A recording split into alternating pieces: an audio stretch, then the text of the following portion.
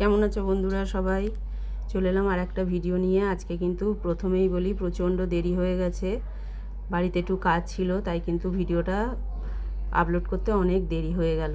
আজকে দেখো সকালবেলা বাজার চলে এসেছিল, বাজারে এসেছিল কাতলা মাছ আর এসেছিল চিংড়ি মাছ। রোজকার মতো কিন্তু কাতলা মাছটা আমার আজকেও ছিল। রুই মাছ নালে কাতলা মাছ তো থাকেই। আর তারপরেই রান্নাবান্না দেখো গুছিয়ে নিয়েছি, সব রান্নাবান্না করব বলে, কারণ রান্নাবান্নাটাও তো সেরে নিতে হবে। তাই রান্নাবান্নাটা আগে সেরে নিচ্ছি, তারপরে অন্যান্য কাজ হবে। সব জোগাড়পাতি করে নিয়েছি, রান্নাটা শুরু করে দিয়েছি। মাছের ঝোল বসাবো, তাই কিন্তু এখানে আনাজপাতিগুলো ভাজাও শুরু করে দিয়েছি। কারণ রান্নাটা হচ্ছে বড় কাজ, রান্নাটা হয়ে গেলে মনে হয় যেন অনেক কাজ হয়ে গেছে। আর আমার ভিডিওগুলো যদি তোমাদের ভালো লেগে থাকে অবশ্যই লাইক কমেন্ট শেয়ার করে পাশে থেকো। রান্নাবান্না সেরে রেখে চলে গেছিলাম পুজোর ঘরে, পুজোটাও তো করে সেরে নিতে হবে, তাই কিন্তু চলে গেছিলাম পুজোর ঘরে। পুজো করতে গিয়ে দেখলাম ছেলে মালা টালাগুলো সব পরিয়েই দিয়েছে। আমি গিয়ে যেটুকু কাজ আর বাকি ছিল আমি সেই কাজটুকুই করলাম, কারণ আমাদের ঠাকুর ঘরে অনেকটা করে টাইম লাগে রোজের, প্রায় 2 ঘন্টা 2.5 ঘন্টা করে টাইম লাগে। আর এইখানে দেখো ধূপ ধুনো প্রদীপ সব কিন্তু আমি জেলে নিয়েছি, এগুলো না জ্বাললে মনে হয় যেন পুজোটা অসম্পূর্ণ।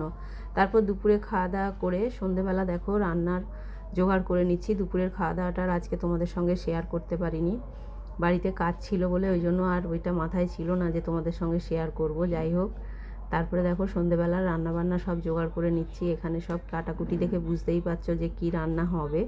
আর আজকে রাঁধুনি দেখো পাল্টে গেছে, রাঁধুনি কিন্তু এখানে পকোড়া ভাজছে। আর রাঁধুনিটাকে দেখো, রাঁধুনি কিন্তু পকেটে হাত ঢুকিয়ে রান্না করছে, পকেটের থেকে কিন্তু হাত বের করেনি, বললো দাও আমি ভেজে দিচ্ছি পকোড়াগুলো, তাই কিন্তু পকোড়াগুলো ওই ভাজছে। এই যে এইখানে সব মেখে নিয়েছি গুছিয়ে, তোমরা দেখে শুনেই বুঝতে পারছো যে কি রান্না হচ্ছে আর কি নাকি পকোড়া ভেজে খাচ্ছি। যাই হোক, তারপরে দেখো চা বসিয়েছি, চা হয়ে গেছে। শাশুড়ি মা খাবেন, কর্তামশাই খাবেন, সঙ্গে কিন্তু আমিও একটু খাবো, আমারও একটু চা খেতে ইচ্ছা করছিল, নাহলে আমি রোজ সন্ধ্যেবেলা খাই না। তারপরে ফাইনালি রান্নাটাও সারা হয়ে গেল। রান্নায় কিন্তু আজকে করে নিয়েছিলাম চিলি চিকেন, কিছুটা পকোড়া ভেজে খাওয়া হয়ে গেছিলো, তারপরে কিন্তু চিলি চিকেন বানিয়ে নিয়েছিলাম। আর চিলি চিকেনে দেখো গোটা গোটা কাঁচা লঙ্কাগুলো ছোটো ছোটো করে কাটার কিন্তু সময় হয়নি আজকে।